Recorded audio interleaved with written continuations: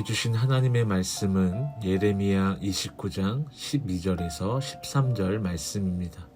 제가 봉독해 드리겠습니다.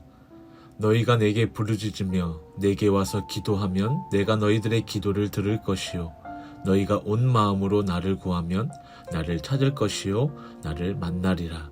아멘.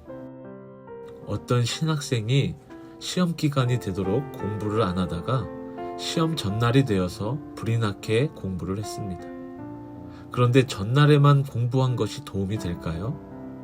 시험이 시작되었는데도 문제의 답을 전혀 모르는 것입니다. 그래서 이런저런 생각을 하게 됩니다. 교수님에게 편지를 써서 불쌍하게 보이면 봐주지 않을까? 아니야. 조금 더 철학적으로 보이면 이해해 주시지 않을까? 라고 생각만 하다가 결국 마지막에 스스로 기발한 생각으로 이렇게 적고 시험지를 냈습니다. 하나님께서는 답을 다 알고 계십니다. 그랬더니 시험지 채점란에 교수님이 이렇게 적어서 보내주었습니다. 하나님은 100점, 학생은 빵점.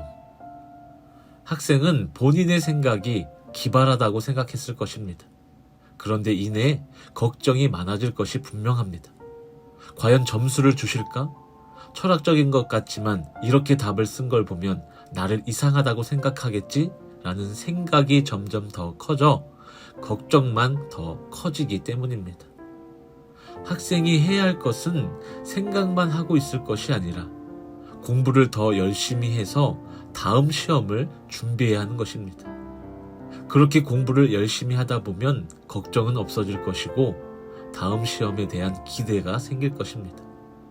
물론 유머이겠지만 생각을 멈추고 바로 행동으로 이어져야 한다는 것을 말해주고 있는 이야기입니다. SNS상에서 이런 말을 봤습니다. 생각의 끝은 염려지만 기도의 끝은 감사이다. 왜 그런 걸까요? 생각의 끝에서는 내가 결정하고 기도의 끝에서는 하나님께서 결정하기 때문입니다. 내가 스스로 하는 생각은 결국 내가 정하기 때문에 어려움이 많아지는 것이지요. 예를 들어 다윗이 그렇지 않았습니까? 우리아의 아내 밧세바를 범하고 아이가 생기니 우리아가 한 것처럼 꾸며볼까? 우리아를 전쟁에 보내서 죽게 할까? 라는 생각을 하다가 결국 본인이 결정하고 우리아를 죽게 만들어 하나님께 크게 혼나게 되었습니다. 사울도 그렇습니다. 전쟁에 나가기 전에 번제와 화목제를 드려야 하는데 사무엘은 오지 않고 혼자 끙끙 앓고 있다가 내가 왕인데 내가 해도 되지 않을까? 라고 생각하다가 결국 본인이 결정을 내리고 사무엘 없이 번제와 화목제를 드리게 되고 결국 하나님께 버림을 받게 되었습니다. 이처럼 생각은 생각을 할수록 염려만 더해지는 것입니다. 내가 선택하기 때문에 말이죠. 그러나 기도는 내가 선택할 수 있는 것이 아닙니다. 기도는 자신한테 하는 것이 아니라 하나님께 하는 것이기 때문입니다. 오늘 본문에 너희가 내게 부르짖으며 내게 와서 기도하면 내가 너희들의 기도를 들을 것이요 너희가 온 마음으로 나를 구하면 나를 찾을 것이요 나를 만나리라 라고 말씀하고 있습니다. 기도하면 하나님께서 응답해 주신다는 것입니다. 문제가 있을 때 생각만 하고 있으면 계속해서 나의 몫이 되겠지만 문제가 있을 때 하나님께 기도하면 이제는 하나님의 몫이 되는 것입니다. 그리고 하나님의 뜻을 따라 때에 알맞게 응답해 주실 것입니다. 기도할 때 하나님의 일하심이 시작됨을 믿으시기를 주님의 이름으로 간절히 소망합니다. 사랑하는 성도 여러분, 여러분들은 어떤 근심과 걱정을 갖고 계십니까? 그래서 근심과 걱정 속에 어떻게 하고 계십니까?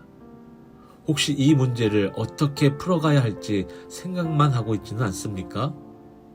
어린이 찬양 이럴까 저럴까의 가사를 보면 이럴까 저럴까 마음 나뉠 때 나는 예수님께 기도해라고 기록하고 있습니다.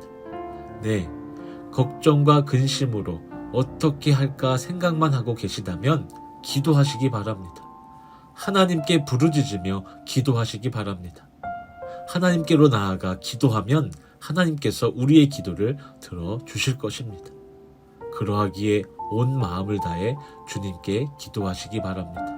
기도하는 그 시간을 통해 하나님을 만나고 하나님의 뜻을 따라주시는 기도의 응답으로 말미암아 걱정과 근심을 떨쳐버릴 수 있으시기를 주님의 이름으로 축복합니다.